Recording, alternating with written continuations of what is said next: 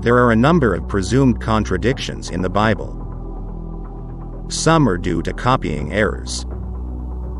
Some are due to reader interpretation. And some are due to writers' perspective, in which different writers describe the same event, but from their own perspectives with their own emphasis. The resurrection day of Jesus appears to contain such presumed contradictions. Matthew, Mark, and Luke tell a relatively similar account of the events on Resurrection Day with some minor apparent inconsistencies. John, however, tells quite a different story. For example, according to Matthew, Mark, and Luke, a number of women head to Jesus' tomb. Among these women is Mary Magdalene.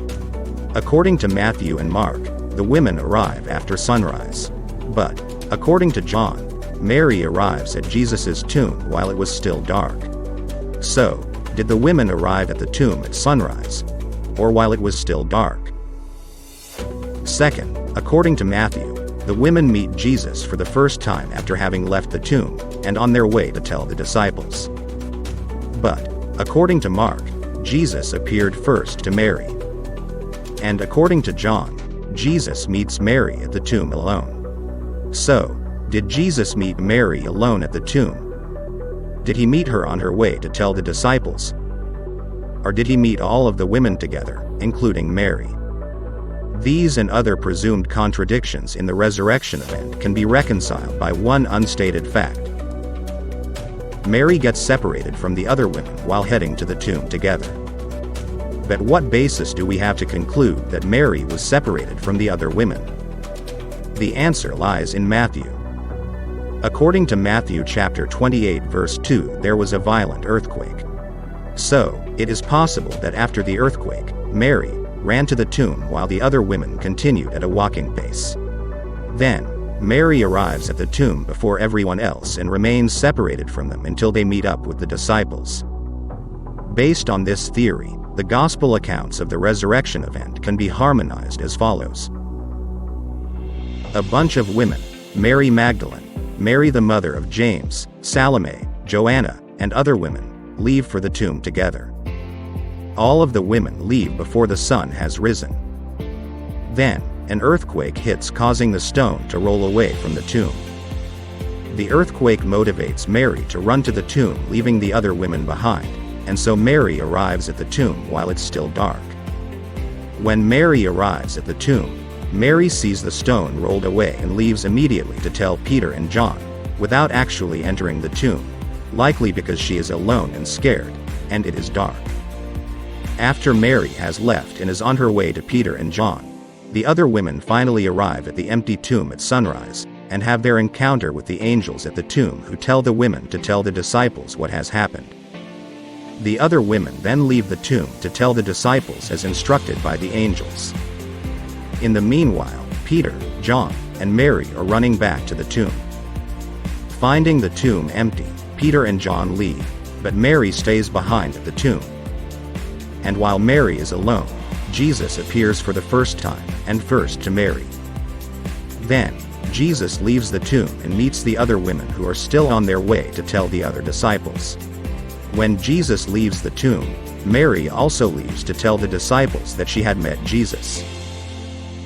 Everybody gets together and shares what happened.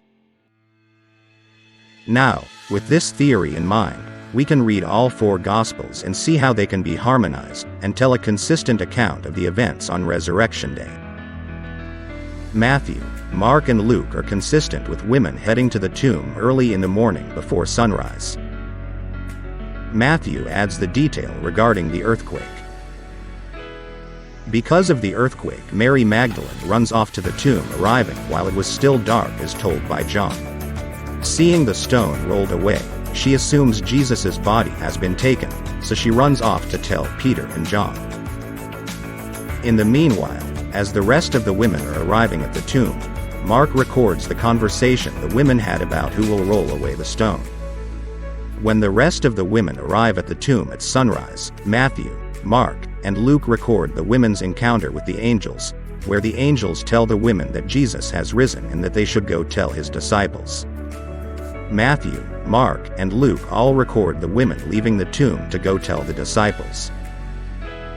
While the rest of the women are on their way to tell the disciples what they had seen, we can turn to John to see what was happening with Mary. According to John, after Mary ran from the tomb, she arrived to tell Peter and John what she saw, at which point Peter and John run to the tomb. Seeing that Jesus was not there, Peter and John return home, but Mary remains and encounters Jesus. So, Jesus appears to Mary first. After their conversation, Mary goes back to the disciples to tell of her encounter with Jesus. In the meanwhile, Jesus then meets the rest of the women on their way to tell the disciples, and then the women continue on to the disciples. At some point, Mary Magdalene also arrives, and Mary tells the disciples about her encounter with Jesus. Mark and Luke then recap what had happened that morning by filling in blanks in their accounts. Specifically, they add a little more detail about Mary Magdalene that happens to align with John's Gospel, such as Mary being the first to see Jesus, and Peter running to the tomb to find it empty.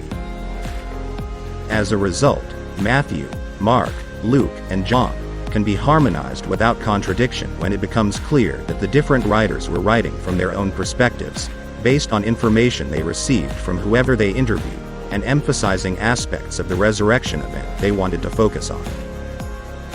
Now, if you thought these contradictions could not be reconciled, but they have been reconciled here, then couldn't all the apparent contradictions be reconciled whether we know it now or find out later? So, the question is, are you willing to risk your salvation by choosing not to believe the Bible because of a presumed contradiction that could end up having a rational explanation? If so, then remember to refuse the mark.